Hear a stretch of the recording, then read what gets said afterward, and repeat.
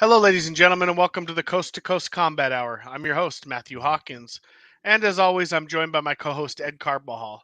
Weekly, we are brought to you by AllAccessMMA.com. Check out AllAccessMMA.com for our video podcast, MMA news, and MMA stories. Ed, how's it going, brother? Pretty good. Back on our regularly scheduled evening of Wednesday midweek, so we can catch up on all the nonsense from the week before and look ahead to the fights coming up this weekend. Yes, sir. So, I guess we just jump right into it, looking back to this past weekend a bit. And I'm not going to go through the UFC card, although there was some nice fights, and it seemed like the overall event was received well. The Mm-hmm. idea of the event seems to have been Yeah. received well. The Noche Mm-hmm. UFC Noche. So the thing everybody's talking about is the main event. Valentina Shevchenko, Alexa Grasso defending her title, and the scorecards, which were at least one scorecard in the fifth round was pretty unacceptable and as close to a sign of incompetence or corruption that I've Mm-hmm. personally ever probably seen. Um, in any sport. I mean, if this happened in boxing, if it happened in boxing, we'd be hearing about how corrupt boxing is over and over Mm-hmm. again, like that story that gets told, which it had a lot of, especially in the Tyson 80s, early 90s stuff like that. There was obviously more obvious scenes of potential Mm-hmm. corruption. But this one, you got a judge named Mike Bell who's inexplicably scored the the fifth round, Mm-hmm. 10-9 for Alexa Grasso, a round where she was being beat up Hey. until about 90 seconds left, Mm-hmm. and then she turned the tides, managed to get in very good positions, threaten a submission, but not a 10-8 round ever in anybody's book through any recollection of the history of the sport. Yeah. Has anybody ever scored a round like that 10-8? At least Mm-hmm. I shouldn't say that. It's never been exposed. It's never been an issue where it's arisen. Had the other scorecard maybe had Valentina winning, um, and her winning it with the other one being a weird card, people probably wouldn't talk about it as much because it wouldn't have affected the outcome of the fight. Yeah. Um, Obviously, there's a 50-50 vote Mm-hmm. basically on who everybody thinks won the fight.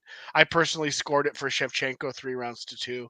Um, Although Grasso I did give the last round to. So it wasn't that the rounds were scored wrong. It's just that 10-8, and to throw that in on the last round of a championship fight just looks terrible. I mean, it's just Yeah. the optics of it, of anything. I don't even know if Mike Bell's a bad judge.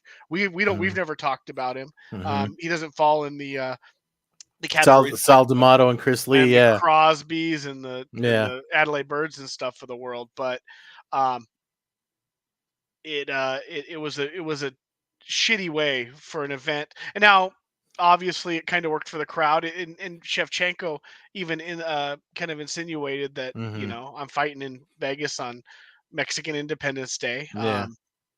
and I feel like she has a point. Obviously, fans don't want to Yeah. hear that, but there is No, something to that. I'm gonna chime in there because I mean, me being Mexican, I'll I'll I'll I'll I'll say the same thing that she probably does have a point because yes, it was in Vegas, it was the UFC's Virtue Signal event for that Dana White decided midway through the year, what, like 6 months ago, that he wanted to do this thing in T-Mobile Arena just because a Mexican reporter from a Mexican news outlet pointed out to him that nothing was going on in boxing that day on that in Vegas anyway, where their headquarters are. That why aren't you doing something?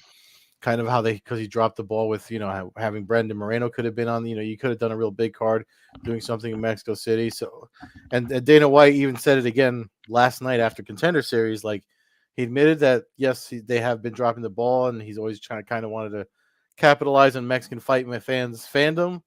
So this is his thing. Despite all that, the numbers that came out of it, according to him, anyways, I think someone else put out the numbers from UFC viewership on ESPN Plus was the highest it ever was uh, because of this event. So, now he's going to do it, every year.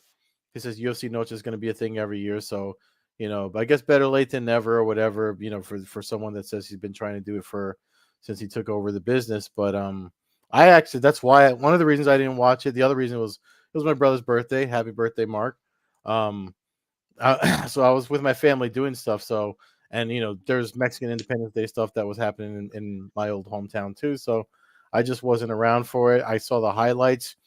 If you watch the highlights, I feel like Grasso won, but based on everyone that knows what they're looking at and what they saw, a lot of folks are saying the same thing you just said, as far as like how the fight could have went. As for it to go a draw, that's that's the Endeavor owned UFC. I mean, again, Luca Fury, who he makes his he makes his name in the sport by through betting fights longer than anyone else has been doing it. And he even said the whole thing like last night when Dana White was calling out this situation. He pointed out he's like, you never make a thing out of it when it's the two guys, all the people we've mentioned in the past. Hmm. So why is all of a sudden you're putting I think it's just all to keep folks on board for the next one. And I just wasn't a fan of all the comments and stuff that came after that. And again, I'm Mexican, and that was the first thing I thought. I was like, okay, it's a draw because they don't want to sour the grapes of their very first UFC Noche. Again, and I have to be honest though, I did not watch the fight again, like because I was doing everything I was doing on Saturday. So when I watch it, maybe I'll change my answer. But I just I didn't feel like I was. Apparently, the card was good too, and the fight was really good. But I didn't feel like I was missing anything, just because I feel like I don't like any of this forced shit. You know how they do the rainbow kits in June, and like now you're doing this because you realize that there's a fan base you can grasp. It's all forced and fake to me. Just do it naturally. I think that's why boxing does it better, because it just happened naturally in boxing for years. But now he says he'll do it every year, whether boxing is on or not. And the sport, I mean, not for nothing, the sport's big enough that he can do it. So I don't mind that at all. I don't mind that at all. So, but I I can't hear you. I think you just unplugged. Got me now? Yeah. Okay, sorry about that. Um, I don't really believe the ESPN numbers unless I see some actual official numbers. People Mm-hmm. just Dana White coming out and saying it had 1.1 million new eyeballs to the sport. Mm. That seems really, really odd. That seems really, really odd. So Especially when basically, football is on, and yeah. so you're basically telling me that double the combate Mexican audience who who watches combate, double that crowd decided to randomly tune into their first UFC event on ESPN. Mm-hmm. I simply don't believe it. I don't think that the promotion wasn't good enough. What would make you believe that they would be able to attract a record-breaking crowd? The event didn't even sell that well. They were kind Yeah. of you could get tickets for all-time cheap. No, that's what I'm saying. Like everything was so forced. Even making that belt for Grasso, I'm like, you're making a belt that she could possibly lose. It doesn't look good. So as far getting back to the fight though, real quick, like no matter you could watch the fight and you could think Grasso wins 3 rounds to 2, Mm-hmm.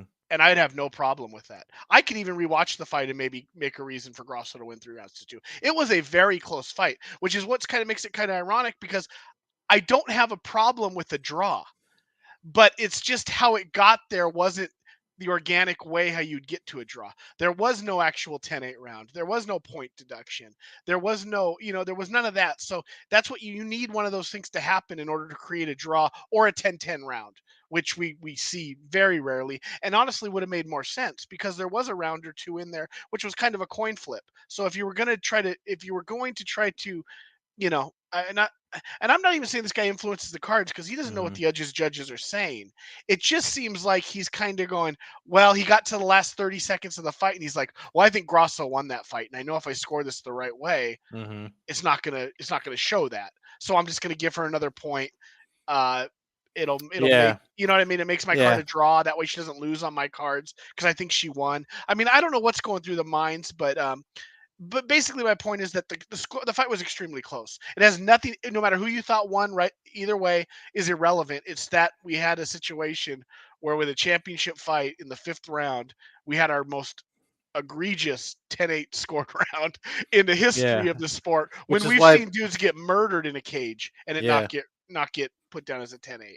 yeah, and I mean, and that's why it's getting talked about until we're already halfway into the upcoming weekend, and people are still talking about it. Seems to be a lot of commission stuff in the news lately. Um, just before we started recording, I want to mention this because it's worth noting, especially with all the one championship fans that listen to this podcast. It looks like the ABC is pushing back on rules against Colorado for the global rule set that they use. Eric McCracken just tweeted that out just like an hour or so before we started recording, and he's got an article up on combat sports law. I'm gonna have to jump into, but it's funny to me. Like, the sport's big enough that competition can actually, there's all these other promotions that can't compete with the UFC, and now the ABC wants to push back on somebody that the one time they came here, everybody knew about it, and all of a sudden the ABC takes issue with that. We got to stop acting like the fight business is not like a good old boys network that where everyone's palms get greased. Like, It sounds like Mark Ratner made a phone call. yeah, yeah. I mean, they had him speaking at the last thing that they just had in Vegas the past July. The Yeah, I mean Yeah. that's just, it's ridiculous. They just put on an event. It was Hmm. successful. Everybody raved about the event. There Yeah, was they're not even talking a about coming back 4 more times in there 2024. was not there So wasn't a yeah. single knee thrown to the head in that fight, so there's nothing to judge wanting to change that on. Second of all, I don't understand the we don't even have unified rules in MMA. Like, there's no unified rules. They don't.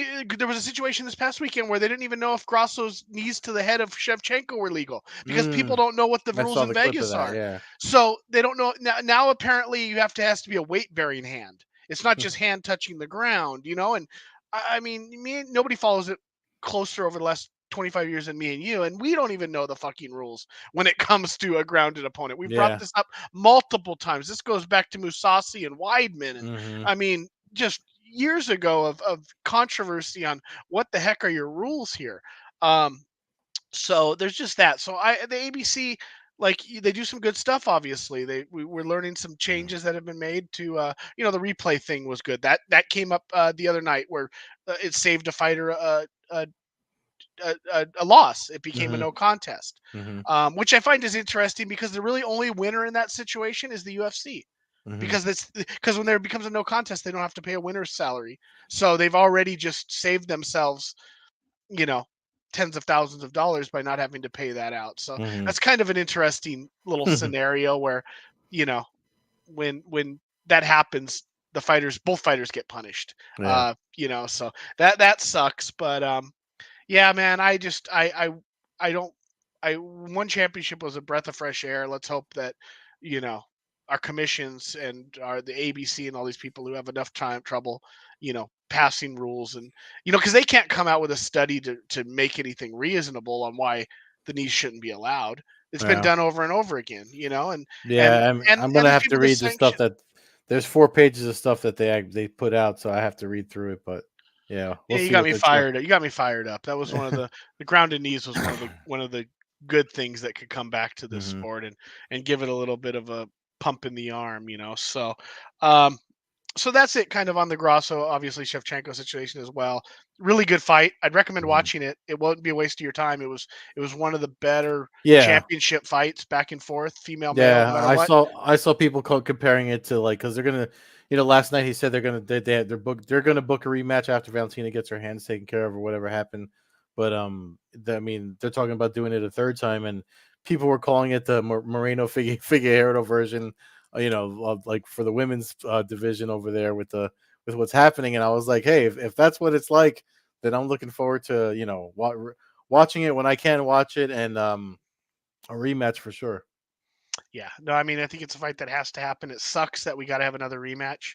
Like, I mean, but had Shevchenko won the fight, we were probably going to get a trilogy anyway. So Hmm. it's inevitable. She's going to get another shot, hopefully, and maybe you're not like. Hopefully, they don't try to do it in Mexico. Hopefully, we just keep this on the straight Like, let's just do this fight because there's already enough. We don't need to set it up where something again can happen.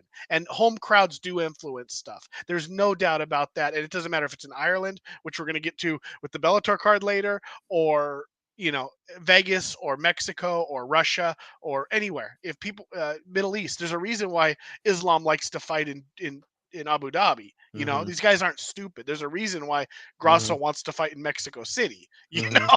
I mean, you get cheers everywhere. You can only put so many people in the arena, but there is a home field advantage when it comes to judging, and that goes back to the Olympics, 100 years ago. So uh, there's that. But I got this weekend now, and Saturday we do have Bellator 299. But real quick, there is BKFC 50 on Friday. Speaking of Colorado, they returned to Broomfield, Colorado, Mhm. just outside of Denver. Chris Camozzi, who most MMA fans will know from his runs in everywhere. This the card that Monica Franco's on this card too? Correct. Monica Franco is one of the prelims. I believe she's a free prelim. So Mhm. even if you're not paying for Bellator, if any of our listeners are fans of her due to your previous interviews, I believe they can catch that fight on uh, YouTube or the Bellator app or all that stuff Mm. free of charge on their free preview fights. But yeah, I mean, this isn't the loaded card that we had for the first fight there with the Rockholts and stuff. Mhm. But Lorenzo Hunt, one of their goats currently, I mean, short of lack of a term, like one of the greatest so far in the first 5 years of BKFC. He defends his title. He's coming off of the scintillating win over Mike Richmond, which goes down as one of the most violent 2 minutes of any combat sport you could ever watch. He fights Chris Camozzi, who's been successful in BKFC, was fairly successful in Bellator, more of a stand-up fighter, seems to be doing that better than UFC, where they just fed him to Jacare 2 3 times, which never really made a whole lot of sense. A prime Jacare, they fed him to. So um, and Josh Copeland, Huggy Bear, another familiar name from PFL and UFC and all that other stuff. He's on the co-main event. So good to see BKFC. Also good to see that they've got like 5 6 events lined up.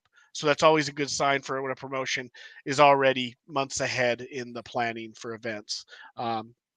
So we never know how they get funded. We've brought it up a million times, but Mhm. keep putting on shows, guys. I at Yeah. least I at least I appreciate it. And again, in a world of cookie cutter, let's keep trying to push the envelope and Something unique. do Yeah, something for different. sure. So that's Friday night. So that's probably your best Friday night entertainment, combat wise at least. I'm sure there's an LFA and all that other stuff on. But then Saturday, we get Bellator 299, um, which a lot maybe thought was the countdown towards the last potential Bellator 300, and then we got an announcement that 301 is Mhm. happening in Chicago in November. So that's a good sign as well.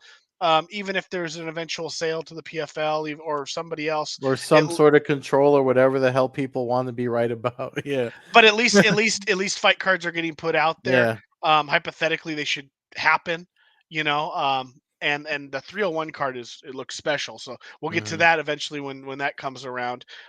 This weekend though, Saturday morning early start, 11 a.m. Eastern time prelim start. So 8 a.m. here on the West Coast.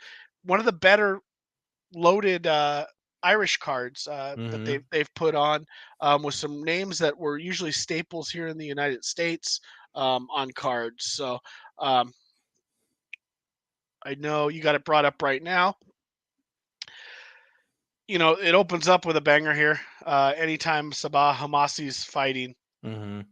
it ain't going to be boring. I don't know if he's going to win based off his 17-11 record. Mhm. He's about a 65% winner, but leaving Chokali brings a winning streak into the fight, and probably a little bit more of a fine-tuned MMA fighter. Hamasi, kind of a brawler. I think that's something that he carries with him, at least Yeah. in the sense of a Paul Daly, kind of, just a guy who goes out there and leaves it in the cage. Is not gonna look to grind out a decision. So Yeah, definitely entertainment value in the fight. On Bellator.com has 69% of the fans siding with Chokeli for to get the win, but I can't disagree with that. But like again, it's usually I feel like when they go to Dublin and Europe and stuff like that, I just feel like it's or locations like that. I feel like we always get like weird outcomes on fights, so I think it's anybody's fight. Um, but I don't disagree with the fan picks on the Bellator website. Yeah. No, I mean that makes sense, and like I Yeah. said, it's a good opening fight. Like Mm-hmm. you want the crowd, especially you want people to turn in at brunch time, then Yeah. then keep their eyes on it in a world where college football and everything else is going to be Yeah, raging especially crazy. yeah. That's the other good thing about this card being early because then you can still get into your football if that's what you like doing since the season started. But second fight, Mads Burnell versus Daniel Weichel. Um, you know, Weichel, I should say, because he's from Germany. He's definitely like a with a 42-14 record. He's a Bellator staple. That's one of the names. Like as soon as I see his name, it's hard for me not to pick him. But Mads Burnell can also check that off on his resume, and it looks like 71% of the fans on Bellator.com are picking him to win. But I like my old school guy, so I'm sticking with Weichel. Yeah, I mean, to me, it's kind of a coin flip fight. Like you said, you kind of got the wily veteran with Hmm. 60 fights, and he's fighting the guy who has had some really, you know, fascinating wins, early on, and then, suffered a couple tough losses. So, Weichel, I think, is kind of on the backside of his career. I think he's kind of a win one, lose one kind of guy at this point, especially when he's fighting the top guys in Bellator. But I'll go with you there. I'll give the veteran, the wily guy. Hmm. Especially if this is potentially all these people's last fight in Bellator, then yeah, let's say Weichel, one of the guys who's been around for God knows forever, uh, Hmm. picks up another win here and gets his 43rd victory. And then this women's featherweights bout. I'm scratching my head on this one, only because I know Kavanaugh had that knee surgery injury, and I don't remember how well she bounced back from that, or when from her if she fought after that, because my memory's just fuzzy with all the fights we're watching. It looks like 64% of the fans on the Bellator.com are picking Kavanaugh to win. I feel like that's just because of name recognition against Collins, because she's only 4-0. But this is one I'm not going to make a pick on. I just want to see it because I just maybe it's because my knee is bothering me right now that I feel like that's might not be something she's completely over, but I know she's tough as nails too. But yeah, I'm interested. This is probably a fight that I'm really just curious to see how it goes. Yeah, I mean Kavanaugh's beat a Mm. couple of your crushes here in Janae Harding and Mhm. Leah McCourt in her last two fights. So, uh, I can see why you might want to root against her there, but uh, I mean the events in Ireland. She's Irish. hmm Well, you got Um, to put the card. You got to put a couple of local favorites. You're gonna go oh get no, them. no, I get it, but I Hmm. don't. I, I think these promotions now doesn't mean Sarah Collins can't win, but I don't think these promotions put fights together to have the hometown people lose. Hmm. And I'm not saying that I feel like that there's a reason why they would put this fight together, and they want Kavanaugh, especially when this isn't a top heavy Irish card. Like Yeah. we kind of get, we either get a Queeley who's on the prelims, but usually he's a Hmm. main card guy. Yeah. Um, and we kind of get some of that. So I feel like there's kind of got to be like a celebration moment in the arena, and I think that this is probably the fight. So I'll go with Kavanaugh, especially coming off two good wins over Hmm. the two good fighters that I mentioned previously, after her loss to Chris Cyborg. So I'll go with Kavanaugh to win, but I'll go with her to win. I don't probably decision. It's 145 female, so there's a chance of a finish more likely, but I'll Hmm. still go with a decision for Kavanaugh. Kind of grind it out and get a chance to, you know, crowd gets to throw some beers up for a little bit there. Yeah. Yeah. For sure. And then Aaron Pico takes on Pedro Carvalho in this featherweight bout, which is like the co-main event of the card. I feel like Carvalho's had a bit of a rough run lately. But I don't know if Pico, because he is kind of like more experienced mixed martial artist if you look at their time in the sport. I know Pico's a younger, more more athletic guy. Definitely has the power to drop him. Um, hmm, I forget what I put on my Tapology picks, but I I, I feel like I may have picked Pico to get like another TKO, just because I know Carvalho has had a rough couple of last fights. So maybe I'm siding with Pico just be for that reason. But it should be a good fight. It definitely should be a good fight. It is crazy to see that we're getting Pico into his 15th or 16th bout now. Hmm. Um, so it's been a hell of a run over the last, Hmm. what, 6 years ish. What was the date on that? I forget even the year. It was June 24th was the Bellator 180 in Vegas. That's when he made his debut, or I'm Hmm. sorry, in New York, but that's when he made his debut. Um, yeah, I mean, I just think that Pico is, we've said it a million times, I think he's a special talent. I think he's probably more talented at just about every single aspect of MMA over Pedro Carvalho. That Hmm. doesn't mean it's a gimme, though, as he has 4 losses, and he was probably more talented than the 4 people who beat him in those fights. Yeah. Uh, but other than maybe submission, Carvalho might be a little more clean with his jujitsu. Hmm. Pico obviously stronger with the wrestling and just the stableness of being able to control himself on the ground. And he's just got crazy power in his And he's hand. got crazy powers, so I can't pick against Pico. This is his 16th fight. This will be the 16th time I probably Hmm. picked him to win. I don't. I just I there's we watched him both in the beginning. You see it. You see the hand speed. You see stuff that reminds you of Vitor Belfort, reminds you of the guys that you've seen in the past where you kind of just go, that guy's special. And that's been something that's been known for a while. And obviously he's had to go through some ups and downs, but I think that I think that as long as he's able to avoid brain Hmm. injury and getting knocked out more, Yeah. I think that he could learn from, obviously has learned from that stuff. And I mean, he had the shoulder injury loss to Jeremy Hmm. Kennedy, kind of fluke. You know what I mean? I hate to call a fight Yeah. a fluke, but it was an injury loss Still in a fight that, crazy. but the fight never really even got Yeah. started. You know what I mean? Like, Well, so the there was fact that never. he was trying to reset his shoulder like it was some sort of Rambo movie and keep fighting just shows you the type of fighter that he is. Oh yeah, I So mean, I was in the arena. That was a groaning moment, across yeah. the crowd He's trying to watching that. snap it back in mid fight. Ugh, yeah, that was fun.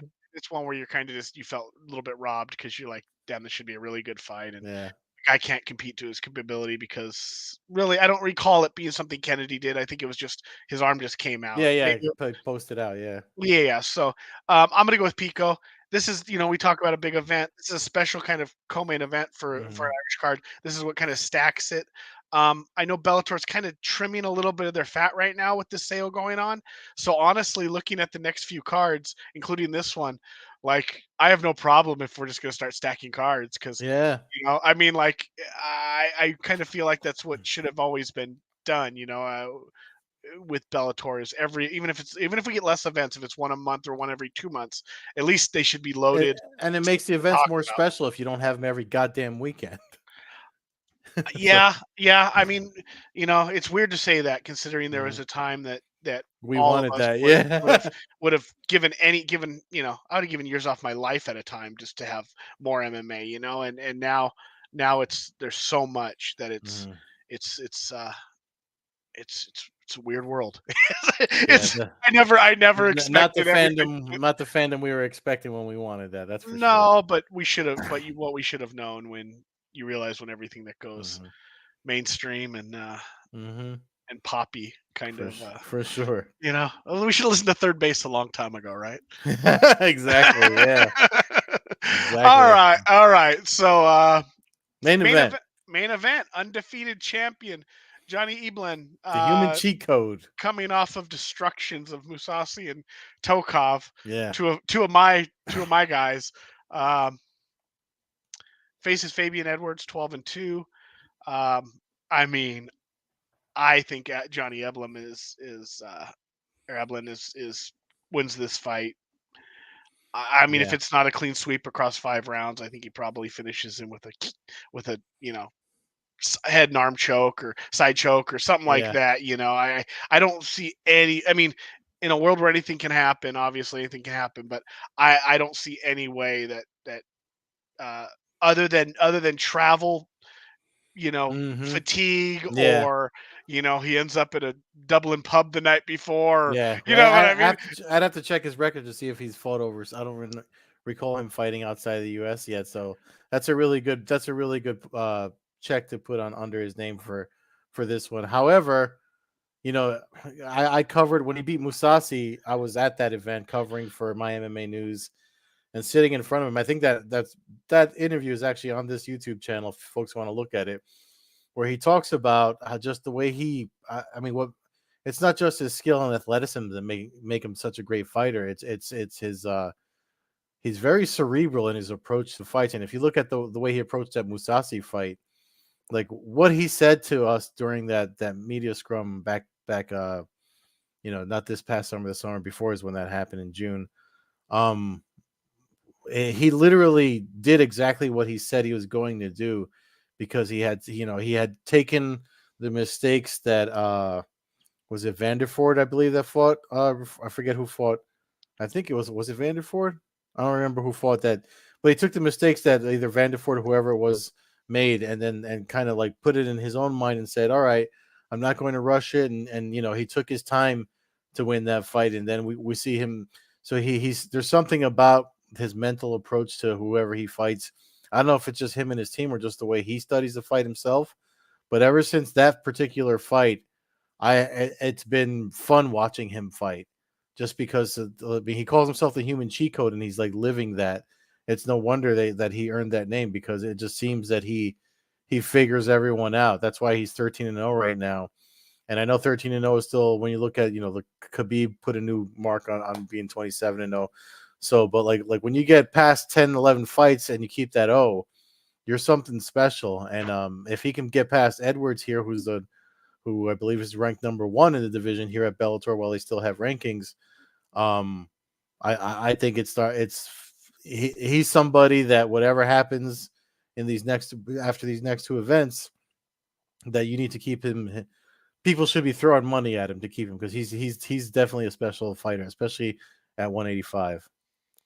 Yeah, I mean his last three wins, Salter, Musasi, and Tokov, are Mm-hmm. all world class wins. So, and he's had, I think this is will be his 10th or 11th fight in Bellator. So, I Mm-hmm. mean, he came to Bellator when he was, when he was like, I mean, he was young. He had only had a couple fights under his belt. So, he's kind of developed over there with good competition and a little bit of a spotlight, not Mm-hmm. not completely hidden from the world, and getting experience and stuff and fighting in different arenas. So I think that there is a lot to be said, and I haven't rooted for him.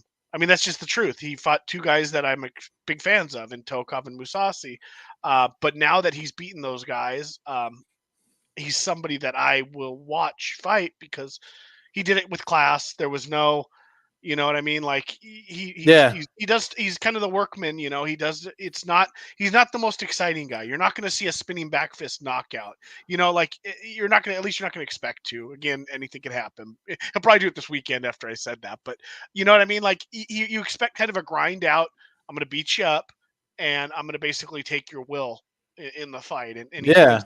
super successful in that. And I mean, he had Musasi looking like, Musasi was an amateur by the fourth, fifth round of that fight. Musasi didn't even want to be in there anymore. Mm-hmm. You know what I mean? And that's when you can do that to a guy who's, Musasi's had his emotional kind of roller coaster of sometimes, Yeah. but when you're able to turn a guy in the middle of a fight, like you kind of take away their will to Frustrate them, and their, yeah. yeah, yeah, you put them, make them so frustrated that really they realize that they can't win a fight. You kind of Mm-hmm. saw that in the eyes of his last couple opponents. So there's something there. If he keeps winning, whether PFL buys it, whether his contract ends up and he ends up in UFC, or whether Bellator has another 10 years in him. I don't know Mm-hmm. if I don't think anybody knows really at this point. So, but I think he's somebody that we're going to be hearing about for the next, you know, Yeah. 5 to 10 years, and making some noise. Will he be an undefeated UFC champion? Probably not. Like that's Khabib. Like there. Mm-hmm. But will he beat a lot of guys, and will he win a UFC championship? There's, or another promotions championship. I think that there's definitely something that can happen with the skill set that he provides, and as you stated, 13 fights. He's still kind of a baby when it comes to this. So every single win, I mean, a win here just adds on to it, the experience, and you just wonder if there's another level that he can kick his abilities up to, then you start talking, okay, now we might be talking about a guy who is getting to 25-0 and something like that. But dude, I think it's a great fight. I like to see a championship fight on these smaller cards. Um, and again, just props to UFC for putting a championship fight on a fight night card. I mean, I think that that's the stuff we miss when you want to grow this sport. I Hmm. think that's I think the fans have been taken advantage of in a sense that they'll eat up anything that goes out there, and we're all guilty of just being willing to watch anything. So when a promotion is willing to put fights on events that won't necessarily make them a ton, it's not going to make them the money of a pay per view for the UFC. Hmm. Shevchenko Grasso could have headlined a pay per view. It Yeah. really could have, and they could have done a pay per view on that weekend and And and told it's still on ESPN Plus, so. but yeah, they're making some money, but it's not the same. It's just not. Although they would have had to stack the card more Hmm. and put more money into it. But yeah, I just like to see it when promotions do this. Bellator does a good job when they go to Ireland. It seems like we get a title fight. The Hmm. last, not every time. Sometimes we were getting Vincent Henderson kind of Queeley kind of things, but for the most part, it seems like the last 3-4 times we've gotten title fights in Ireland on these cards. So again, that's 11 a.m. start on the East Coast on Saturday. There is a UFC that evening, Fiziev versus Gamrot, hell of a main event. So Yeah. it really works out. I mean, I'm interested to see, just because this is Physio's first one after Gaethje, to see if our theory about the Justin Gaethje effect holds true in this main event. So I am interested in that fight. yeah, I mean, I think it's a good fight in a sense that they didn't put him in there with, you know, Dustin Poirier. You know what I Hmm. mean? Like not that Gamrot is not a game fighter. He's only suffered 2 losses in his career, but I don't think he's somebody that you necessarily worry about the one punch knockout. Where you're gonna, you know what I mean? Like it's more like he's gonna take you down and beat you up on the ground, and Hmm. which is obviously not good for your brain either. But No. Fiziev's not, I don't, he doesn't come off as somebody who's going to be gun shy, but you will have to see how his brain holds up to, big hits coming across and how much scar tissue and all the damage he suffered in that fight. So, um, but it works out great time wise. You got that in the evening, and there's a couple good Yeah. fights on that card too. So, um, it kind of works out between, Yeah. BKFC, Bellator, and UFC. I mean, it's Yeah. what And we ask for. there's actually, you guys know I do stuff for Expectation Sports, which is a streaming service that you can watch some regional MMA stuff that I mentioned. I've put a couple interviews on the podcast already. Cage Titans event in Massachusetts, Plymouth, Massachusetts, is also Saturday night. We do have the sign up information on the description of the podcast if you guys want to sign up. There's a heavyweight title fight and a lightweight title fight on that card too. Um, that should be an interesting title fights on that card. So definitely a lot of stuff to watch this weekend. If you're, I'm sure you'll be watching football, but if you feel like taking a break or your team's not playing, there's a lot of fights going on. Exactly, exactly. So, all right, thanks for listening, everyone. You can check out the show on Twitter at Combat Hour, Coast to Coast Combat Hour on What's Instagram. Twitter? Yeah, I know. I'm not doing the X thing. I'm not doing it. I decided a couple weeks ago. I meant to tell you that the X thing's just not working until it becomes Yeah, no, more of a I normal. know. It flows out better when you just Yeah, I've done do it a what we've million been times doing. with Twitter. Yeah. Yeah. Uh, Again, at Combat Hour on Twitter, Coast to Coast Combat Hour on Instagram. Follow me, Matthew Hawkins, at MMA Hawk 21 on Twitter and Instagram. Follow Ed on Twitter at Carbazol, Carbeerzol on Instagram, Old Head Carb on Twitch. And again, as mentioned earlier, you can check out our video podcast at allaccessmma.com. Check out allaccessmma.com for our video podcast, MMA news, and MMA stories. Thanks for listening, everybody. Enjoy your combat weekend. Let's hope judges get their shit correct and we don't have to deal with a week of Oh, talking about a scorecard. It won't happen, but yeah. let's just cross our fingers and let's hope they stay away from grounded knees. And I hope everybody has a good weekend. Thanks for listening, Peace. everyone.